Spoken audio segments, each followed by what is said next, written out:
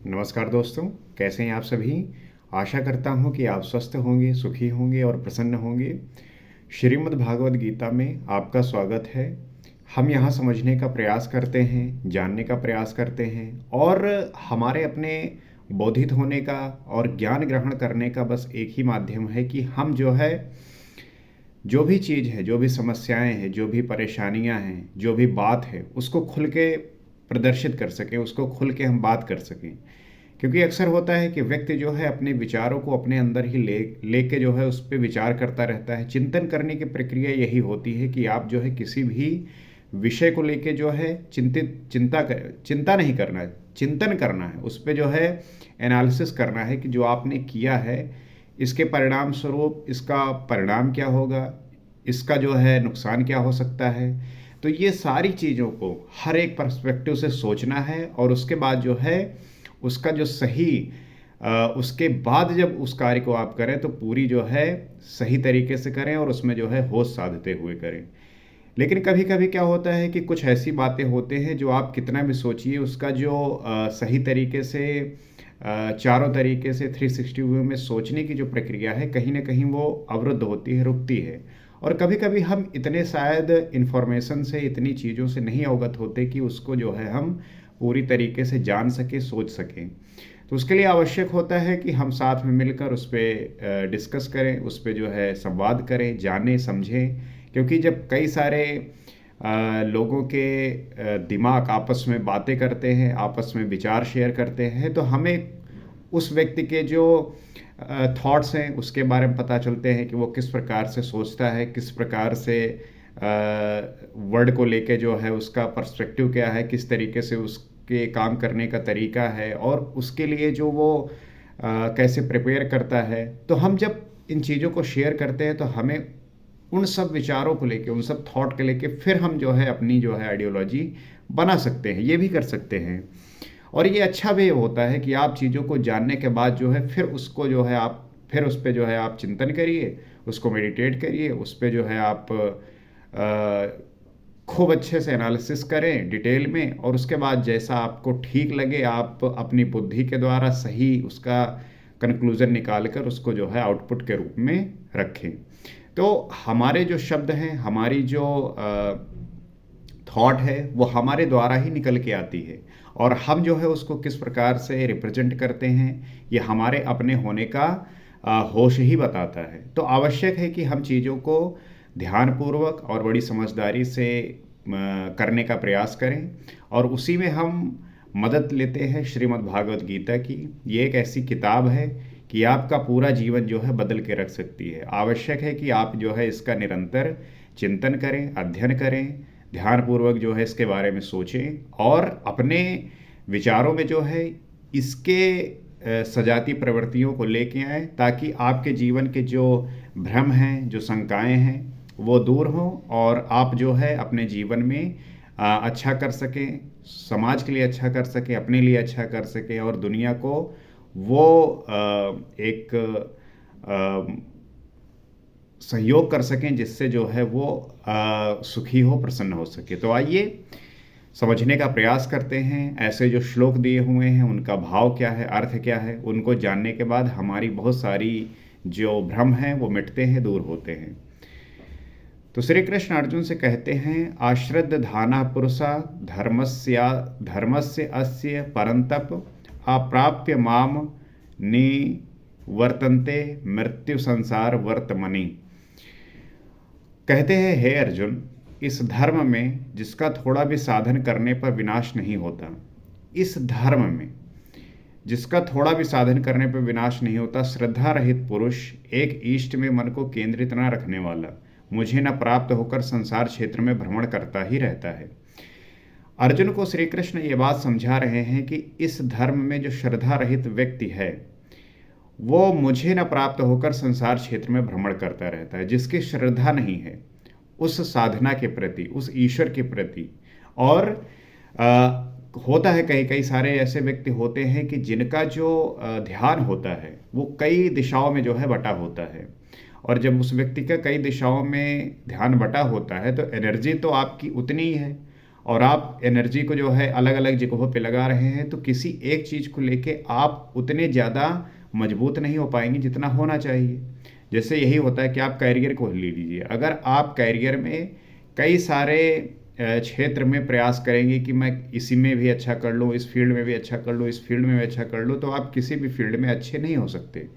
आपको किसी भी फील्ड में अच्छा होना है, किसी भी क्षेत्र में अच्छा काम करना है, तो आपको उस पे जो है एक नियत समय तक लगातार श्रद्धापूर्वक काम करते रहना है। उसके बाद जो है उसमें आपको वो आप उसमें इम्प्रूव कर सकते हैं, आप उसमें समझदार हो सकते हैं, आप उसमें जो है हाई लेवल तक जा सकते हैं।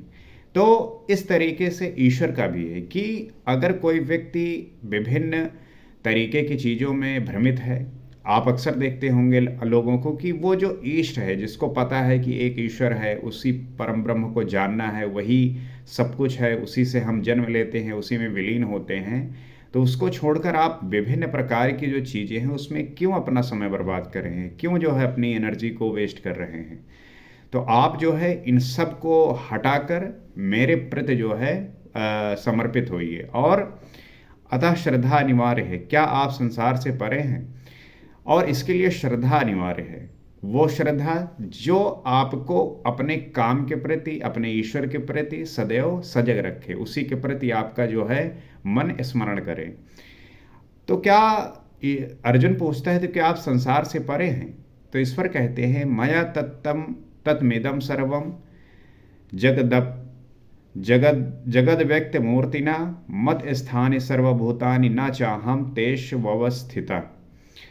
कहते हैं मुझ अव्यक्त स्वरूप से यह सब जगत व्याप्त है, अर्थात मैं जिस स्वरूप में स्थित हूँ वो सर्वत्र व्याप्त है।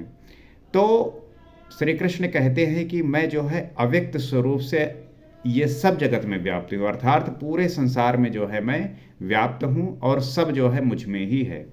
मैं जिस स्वरूप में स्थित हूँ वो सर्वत्र व्याप्त है, मैं हर जगह विद्यमान हूँ, हर जगह अवेलेबल हूँ। आप मुझे जहाँ देखना चाहोगे, जहाँ प्राप्त करना चाहोगे, मैं वहीं उपलब्ध हो जाऊँगा। तो इसमें आपको ये नहीं समझना कि मुझे किसी स्पेसिफिक जगह जाना है, वहीं पे जो है चिंतन करना है, स्मरण करना है। आप कहीं पे भी स्मरण कर सकते हैं और कहीं भी ईश्वर को आप जान सकते हैं, उनका साक्षात्कार दर्शन कर सकते हैं। तो सभी प्राणी मुझ में स्थान पाए हैं, किंतु मैं उनमें स्थित नहीं हूँ। सभी प्राणी जो होते हैं वो मुझ में ही स्थान पाए हुए हैं और उनमें स्थित नहीं हूँ। अर्थात ये है कि जब कोई साधक बहुत अपनी साधना से ईश्वर को प्राप्त करता है, तब जो है ईश्वर उसके अंदर विचरण करते हैं, क्योंकि मैं अव्यक्त स्वरूप में स्थित हूँ। उनका ये कहने का मतलब है कि व्यक्त रूप में तो मैं साक्षात उसके साथ हो जाता हूँ, लेकिन अव्यक्त रूप में मैं स्थित हूँ, हर जगह हूँ। आप मुझे दीवार में देख सकते हैं, पंखे में देख सकते हैं, आप कहीं भी मैं जो है अव्यक्त रूप में स्थित हूँ। महापुरुष जिस अव्यक्त स्वरूप में स्थित है वहीं से शरीर छोड़कर उसी अव्यक्त स्तर से ही बात करते हैं। तो जो वो महापुरुष होते हैं जिस अव्यक्त स्वरूप में स्थित होते हैं वहीं से जो है वहीं से बात करते हैं। तो इस क्रम में आगे कहते हैं, नाचा मत स्थानी भूतानि पश्य में योगम ईश्वरम भूत भ्रण्य ना भूतस्थो ममात्मा भूत भावना। ये नवम अध्याय का 5वां श्लोक है। उसमें कह रहे हैं, वस्तुतः सब भूत भी मुझ में स्थित नहीं हैं, क्योंकि वो मरणाधर्मा है, प्रकृति के आश्रित हैं। उनका ये भी कहना है कि जो संपूर्ण भूत हैं, अर्थात जो प्रकृति है, मुझ में स्थित नहीं है, क्योंकि वे मरण धर्मा हैं, प्रकृति के आश्रित हैं। जो मरणाधर्मा है, प्रकृति के आश्रित है, तो वो प्रकृति तो मुझ में ही है। किंतु मेरी योग माया के ईश्वर को देख कि जीवधारियों को उत्पन्न और पोषण करने वाला मेरा आत्मा भूतों में स्थित नहीं है। लेकिन जो योग माया के ईश्वर को देख कि जीवधारियों को उत्पन्न और पोषण करने वाला जो आत्मा है वो भूतों में स्थित नहीं है। इस डिफरेंस को आप समझना, क्योंकि यही डिफरेंस समझने के लिए ही आपको वो होना होगा, वो प्राप्त करना होगा, वो परम पद प्राप्त करना ही होगा। अन्यथा आप इसमें भ्रम पैदा हो सकता है इसमें। तो यही योग का प्रभाव है। और जब आप योग करते हैं, जब उस स्थिति में आते हैं, तब जो है उसको आप जान पाते हैं, महसूस कर पाते हैं। इसको स्पष्ट करने के लिए योगेश्वर श्री कृष्ण दृष्टांत देते हैं। क्या कहते हैं, यथाकाश स्थितो नित्यं वायु सर्वत्र गो महान तथा सर्वाणि भूतानि मत स्थानित्युपधारय।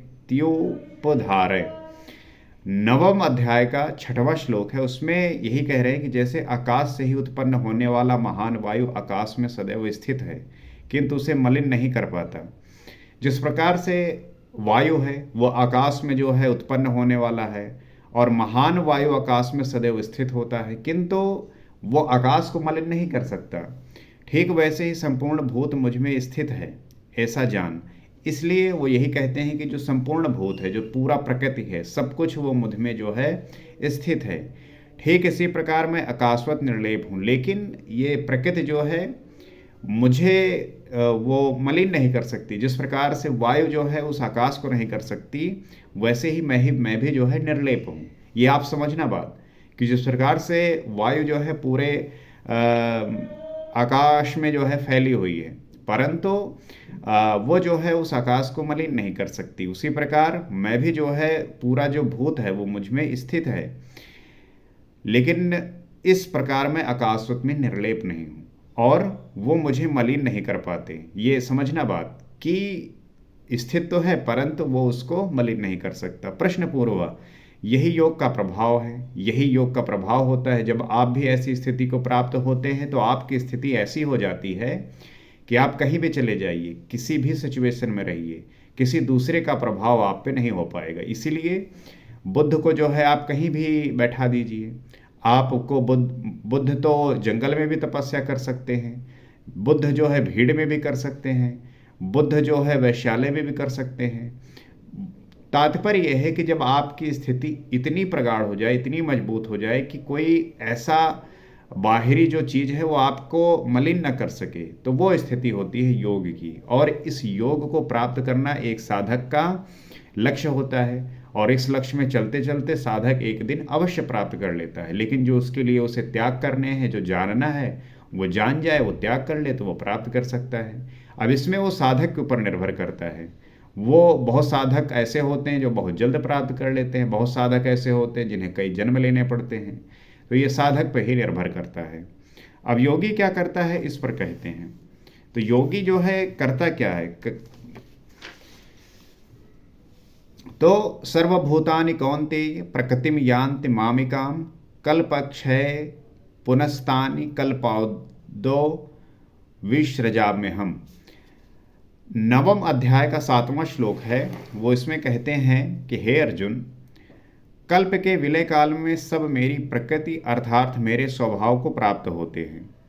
तो जो ये विलय काल है अर्थात कल्प के विलय काल में सब मेरी प्रकृति अर्थात मेरे स्वभाव को प्राप्त होते हैं। तो जब विलय काल आता है तब जो है वो मेरी प्रकृति में अर्थात मेरे स्वभाव में प्राप्त होते हैं और कल्प के आदि में मैं उनको बार बार विसृजाम विशेष रूप से सृजन करता हूँ। और कल्प के आदि में अर्थात जब उनका जन्म है होना है तो मैं बार बार जो है विशेष रूप से सृजन करता हूँ। तो जन्म और मरण जो है वो मुझ में ही होता है।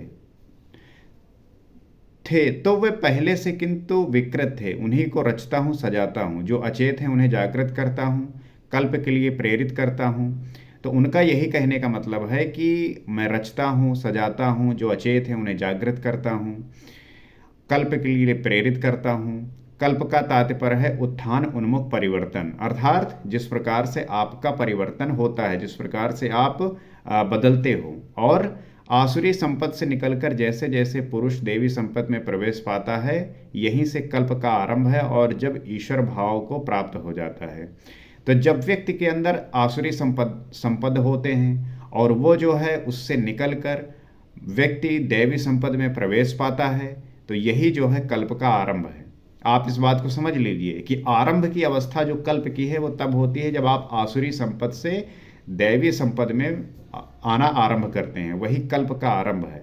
और जब ईश्वर भाव को प्राप्त हो जाता है वही कल्प का क्षय है। और जब वो ईश्वर को प्राप्त हो जाता है, परम पद को जान जाता है, वहीं पे जो है कल्प का अंत हो जाता है।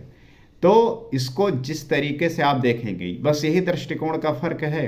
जब आपको ज्ञान हो जाता है तो यही सोचने की जो स्थिति है यही बदल जाती है। चीज़ें वही होती हैं लेकिन व्यक्तियों के सोच और उनके जो थॉट हैं वही जो है उनको अलग करते हैं। तो अपना कर्म पूरा करके कल्प भी विलीन हो जाता है।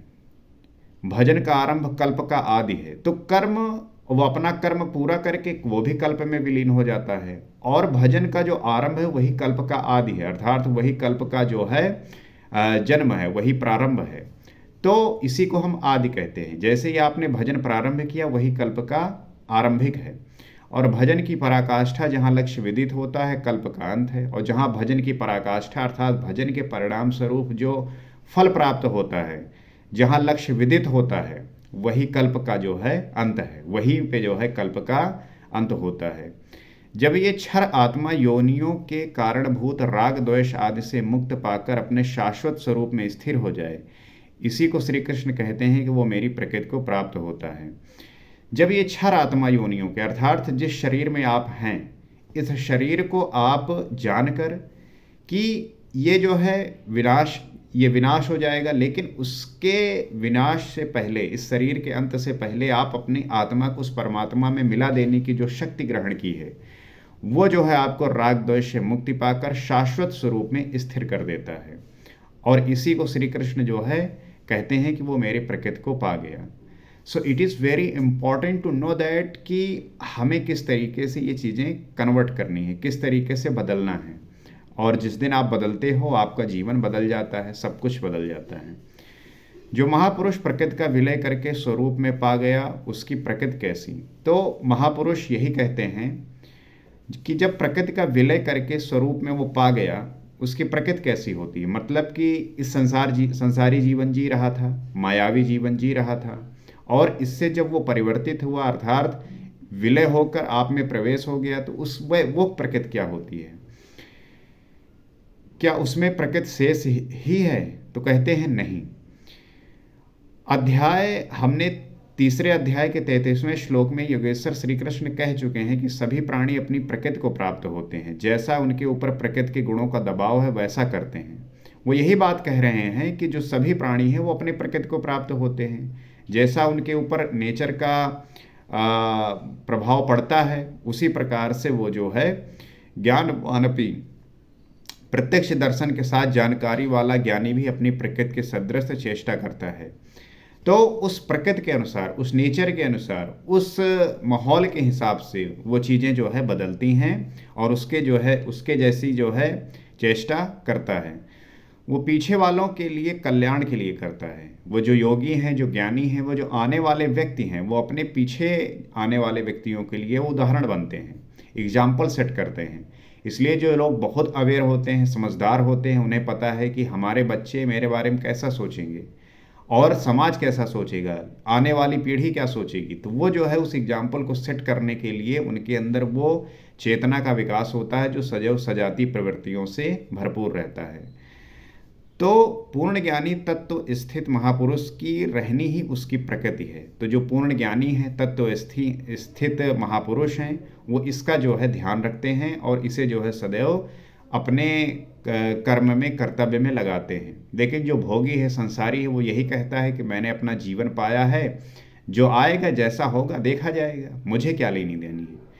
वो अपने इसी स्वभाव में बरतता है। तो जो लेकिन योगी जन हैं, जो पूर्ण ज्ञानी हैं, जो तत्व स्थित महापुरुष हैं, वो अपने इसी स्वभाव को जो है बरतते हैं और इसी पे चलते रहते हैं।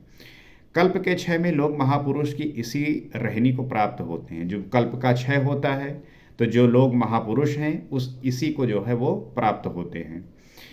महापुरुष इसी कृतित्व पे जो है हम आगे बात करेंगे अगले एपिसोड में। तो आशा करता हूँ कि ये जो हमने बात किया, जो हमने ये समझा, इसको आप जो है पुनः जो है देखेंगे और फिर से जो है अध्ययन करेंगे, फिर से जो है पढ़ेंगे। जब आप किसी भी चीज़ को बारंबार उसका अभ्यास करते हैं तब वो चीज़ें आपको जो है समझ में आने लगती हैं। बहुधा होता है कि आप जो है कई चीज़ें ऐसी होती हैं जो पहली बार में नहीं समझ में आती, लेकिन जब आप निरंतर उस पर प्रयास करते हैं, चोट डालते हैं, जैसे कि आप लोहा ले लीजिए, आप एक हथौड़ा मारेंगे उसका शेप नहीं बदलेगा, लेकिन बार बार जब उस पर आप चोट डालेंगे तो उसका जो है आकार बदल जाता है, शेप जो है डिफरेंट हो जाता है। तो ये आप भी अपने स्वभाव में कर सकते हैं। आपका निरंतर किया हुआ कर्म, आपका निरंतर किया हुआ कर्तव्य ही आपके उस कर्म में दिखता है। तो आशा करता हूँ कि बात आप समझे होंगे और इन चीज़ों से कनेक्ट हुए होंगे। अगर आपको ये लगता है कि ये बातें वैल्यूएबल हैं और किसी तरीके से मदद कर सकती हैं, हेल्प कर सकती हैं, तो आप इस चैनल से जुड़ सकते हैं, सब्सक्राइब कर सकते हैं, फॉलो कर सकते हैं, ताकि जब भी हम इस प्रकार से बातें करें तो ये बातें आप तक पहुंच सकें और आप जो है इन बातों के ज़रिए आप अपने तरीके से अध्ययन करते हुए इसे हर उस व्यक्ति तक पहुंचा सकते हैं जिसको इसकी आवश्यकता है। क्योंकि उद्देश्य यही है कि हर एक व्यक्ति जो है इन सब बातों से अवेयर हो, इन सब बातों को समझे, ताकि वो इस संसार में रहते हुए किसी भी प्रकार की परेशानियों का जो है सामना ना करे। उसे जो है जीवन का उत्कृष्ट लक्ष्य पता चले और उसे प्राप्त करने के लिए वो इन विचारों की मदद जो है, इन विचारों का जो है मदद लेते हुए आगे बढ़े। इसी उम्मीद के साथ अगले एपिसोड में आपसे फिर मुलाकात होगी। नमस्कार।